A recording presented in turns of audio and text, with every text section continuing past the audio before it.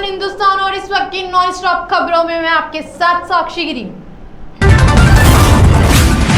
शिडकुल थाना क्षेत्रग्रस्त कुछ बदमाशों द्वारा कल देर रात एक दवाई कंपनी में घुसकर अंधाधुंध कर मचाई दहशत। अपराधियों पर हरिद्वार पुलिस ने कड़क एक्शन लिया। 12 घंटे के भीतर फायरिंग के दो आरोपी दबोचे। घायलों को उपचार के लिए अस्पताल में किया गया भर्ती। वहीं मौके से फरार एक आरोपी की तलाश में क्रॉपिंग जारी रहेगी। घायल बदमाश आयुष तोमर पर आधा दर्जन से अधिक आपराधिक मुकदमे पहले से दर्ज थे। घायलों को देखने अस्पताल पहुंचे कप्तान ने आरोपियों पर कड़ी कार्रवाई के लिए निर्देशित दिए। आरोपियों द्वारा किए गए फायर के छर्रे लगने से कंपनी के गार्ड और सुपरवाइजर सहित 5 लोग हुए घायल। हरिद्वार एसएसपी ने कहा कि कोई भी पुलिस को चुनौती देगा उसके खिलाफ कड़ी कार्रवाई की जाएगी। मसूरी में एसडीएम मसूरी नामिका के निर्देशों के बाद लोगों को यातायात नियमों के बारे में जागरूक किया जा रहा है। यातायात नियमों को उल्लंघन करने वालों पर कार्रवाई की जा रही है। मसूरी नायब तहसीलदार कमल राठौर के नेतृत्व में मसूरी पुलिस द्वारा मसूरी के विभिन्न चौराहों पर सघन चेकिंग अभियान चलाया गया। पुलिस महानिदेशक महोदय ने जनपद नैनीताल भ्रमण के दौरान समग्रत नागरिकों के साथ गोष्ठी करी।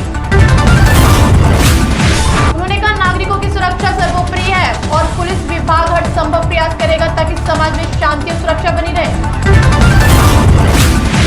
श्यामपुर क्षेत्रग्रस्त में नदी का जलस्तर बढ़ने के कारण लखड़ घाट में बकरी चरने हेतु गए 3 व्यक्ति नदी के बीच बने टापू पर फंस गए।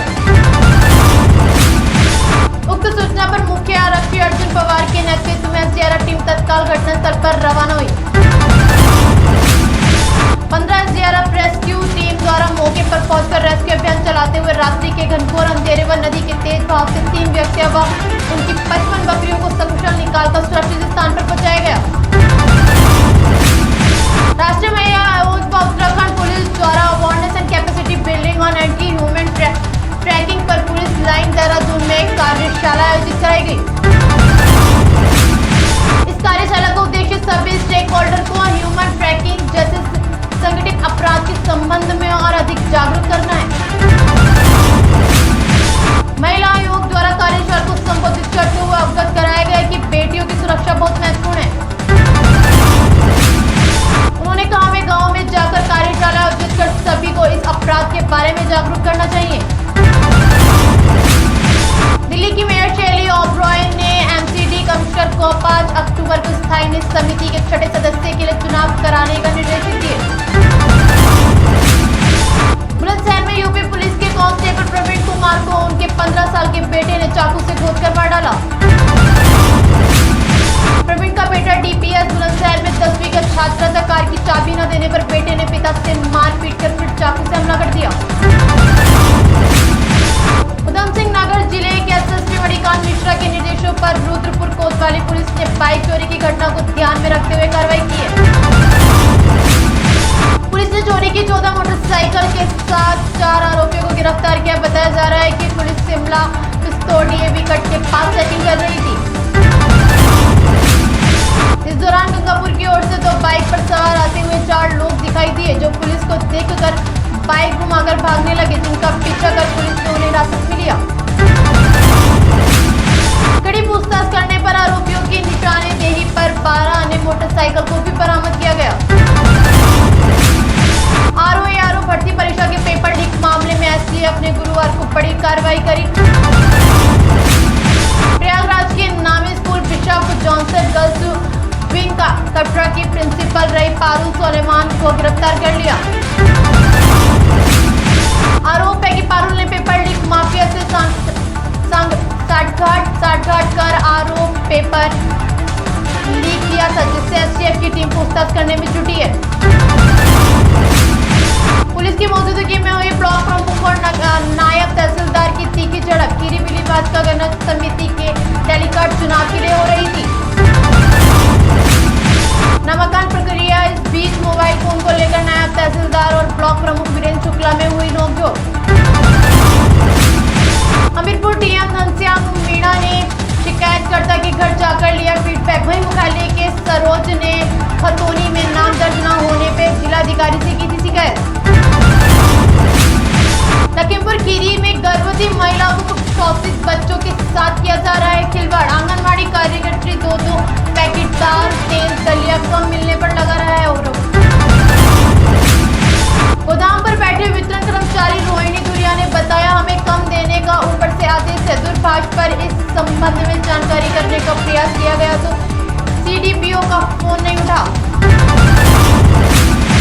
दिल्ली के उपराज्यपाल वीके सक्सेना ने NCD आयुक्त को स्थायी समिति के छठे सदस्य के चुनाव के संचालन की रिपोर्ट आज रात 10 बजे तक प्रस्तुत करने का निर्देश दिया।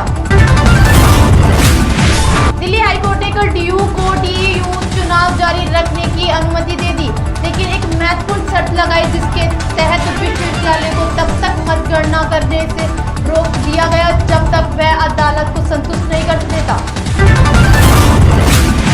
सभी पोस्ट होर्डिंग, विभिन्न चित्र और अन्य अभियान संबंधी सामग्री हटा दी गई है और सार्वजनिक संपत्ति को बहाल कर दिया गया है। अदालत ने यह भी निर्देशित दिए कि अगले आदेश जारी होने तक EVM और मतपेटियों को सुरक्षित रूप से संग्रह किया जाना चाहिए। पुरानी पेंशन बहाली की मांग को लेकर चंपावत जिला मुख्यालय में आज कर्मचारियों ने आक्रोश रैली निकालते हुए सरकार के खिलाफ जमकर नारेबाजी करते हुए विरोध प्रदर्शन किया। NPS और UPS के विरोध में आयोजित होने वाली शिक्षक कर्मचारियों की पेंशन आक्रोश रैली में जिले के सैकड़ों कर्मचारियों ने प्रतिभाग किया। जिला अध्यक्ष गोविंद मेहता की अध्यक्षता में मंत्री प्रकाश संडागी के संचालन में आयोजित विशाल आक्रोश रैली चंपावत रोडवेज स्टेशन से लेकर GI चौक होते हुए मुख्य बाजार के बाद कलेक्ट्रेट परिसर पहुंची। दिल्ली स्थायी समिति चुनाव कराने को लेकर मेयर सैली ओबरॉय के खिलाफ MCD सदन में भाजपा पार्षद के विरोध प्रदर्शन का दृश्य। दिल्ली MCD स्टैंडिंग कमेटी के चुनाव टाले जाने पर दिल्ली भाजपा अध्यक्ष वीरेंद्र सचदेवा ने कहा, चुनाव होने हैं और वो भी एक सीट के लिए। उन्होंने कहा, आप पार्षदों के पास जरूरत से ज्यादा वोट है, फिर भी वो चुनाव नहीं कर रहे हैं, इसमें डरने की क्या बात है? आप धोखेबाजों को की पार्टी है। उन्होंने कहा, अपने नेताओं को पार्षदों पर भरोसा नहीं है, वो जानते हैं कि पार्षद उनका साथ नहीं देंगे, इसलिए सत्ता में होने के बावजूद आप चुनाव से भाग रही है। MCD आयुक्त अश्विनी कुमार ने 27 सितंबर को दोपहर 1 बजे स्थायी समिति सदस्य चुनाव कराने का आदेश जारी किया।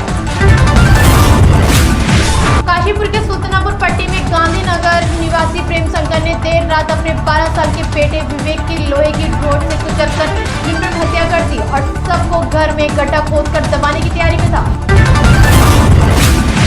आरोपी प्रेम शंकर नशा करता था। आरोपी की पत्नी भी साथ नहीं रहती थी। मरने वाला मासूम बालक भी अनाथ आश्रम रहकर पढ़ाई कर रहा था। स्वाला में लगातार बंद चल रहे टनकपुर पिथौरागढ़ ऑल वेदर सड़क पर राजनीति गर्मा गई है। चंपावत के पूर्व कांग्रेसी विधायक हिमेश ककवाल के नेतृत्व में कांग्रेस कार्यकर्ताओं ने स्वाला में सड़क में प्रदर्शन करते हुए सरकार व प्रशासन के खिलाफ जोरदार नारेबाजी की। पूर्व विधायक हिमेश ककवाल ने कहा कि उन्होंने 6 महीने पहले ही प्रशासन एवं NS के अधिकारियों को चेताया था, पर कोई संज्ञान नहीं लिया गया, जिस कारण आज 15 दिनों में NS बंद होने से जनता व व्यापारी परेशान है। बने रहे खबरों में, देखते रहे न्यूज़ 1 हिंदुस्तान। नमस्कार। आप देख रहे हैं न्यूज़ 1 हिंदुस्तान।